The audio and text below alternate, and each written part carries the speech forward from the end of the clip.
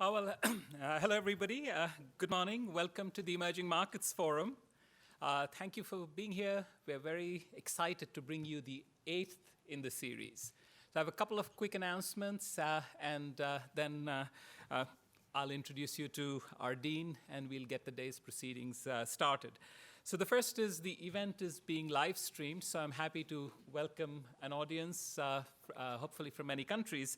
The link is being shared particularly with our partners through the Global Business School Network in Africa.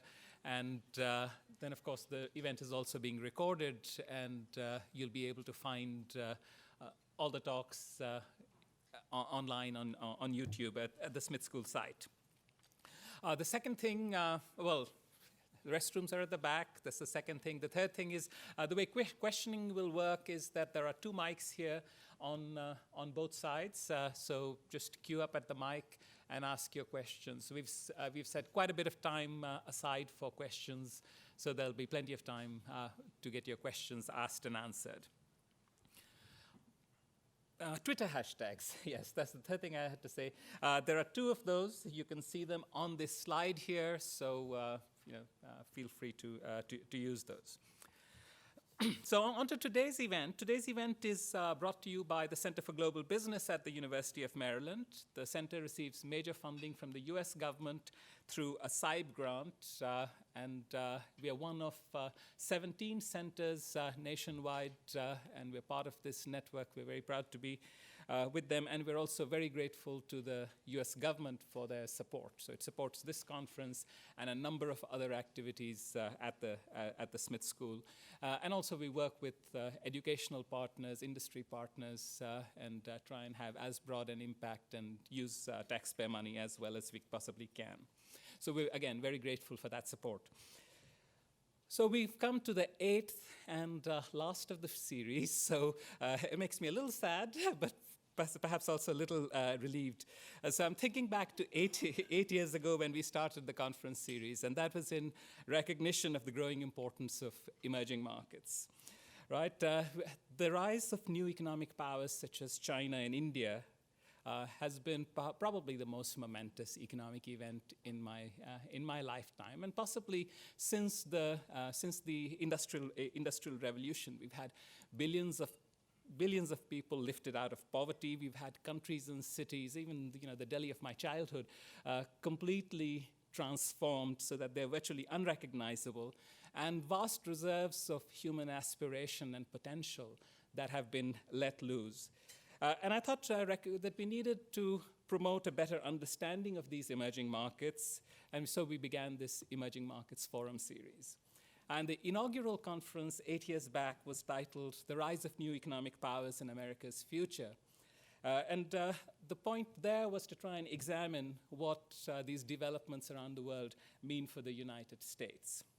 And in subsequent years, we went through a list of topics.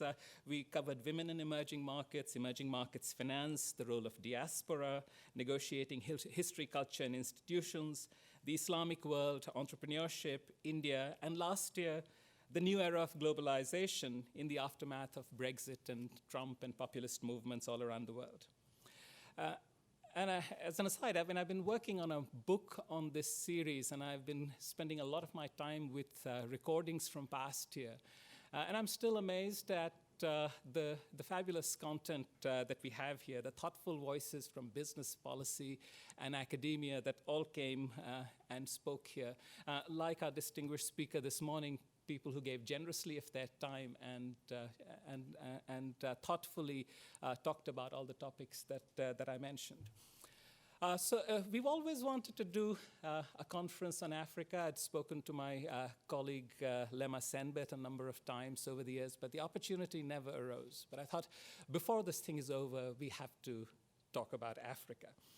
And so today our focus is Africa. And this is actually a capstone of our Year of Africa. We've had a number of events on campus, and it culminates with this conference here. Sadly, I would say, Africa is still unfamiliar to many in the United States. And perhaps what's worse than that is that misconceptions about Africa are so widespread and prevalent. And people often fail to recognize, for instance, that it is a vast and diverse continent with striking regional differences and not just this one monolithic entity.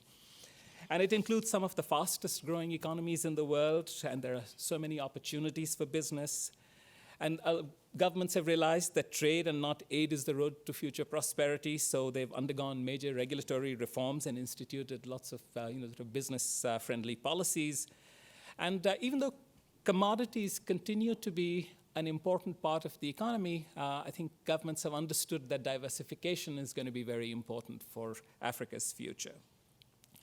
Right, innovations in mobile banking is like M-Pesa, we are all familiar with, but there are many other innovations and then an emerging culture of entrepreneurship in Africa. So it's sort of young, vibrant place with great promise for the future. So all of that's great, but against this background, it's kind of remarkable that US engagement in Africa has actually been declining. And I was reading the numbers.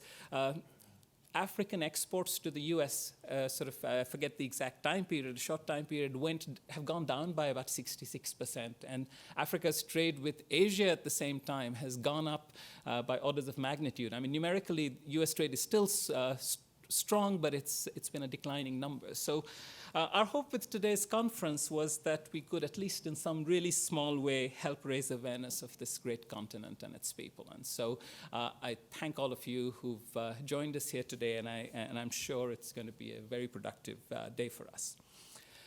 So I have some important thanks to make before I introduce the Dean. I'll conclude by saying we've received support from the George Washington University Cyber and the University of Colorado Cyber. They've been our partners in this enterprise since the first one of these 8 years ago, and I thank them for that. One of the sponsors also is the Ronald Reagan Building and the International Trade Center. Their contribution is this lovely room, which I think adds a lot to the atmosphere of this conference. We are grateful to the Emerging Markets Association for their partnership over the years and the number of volunteers that have helped make this event happen.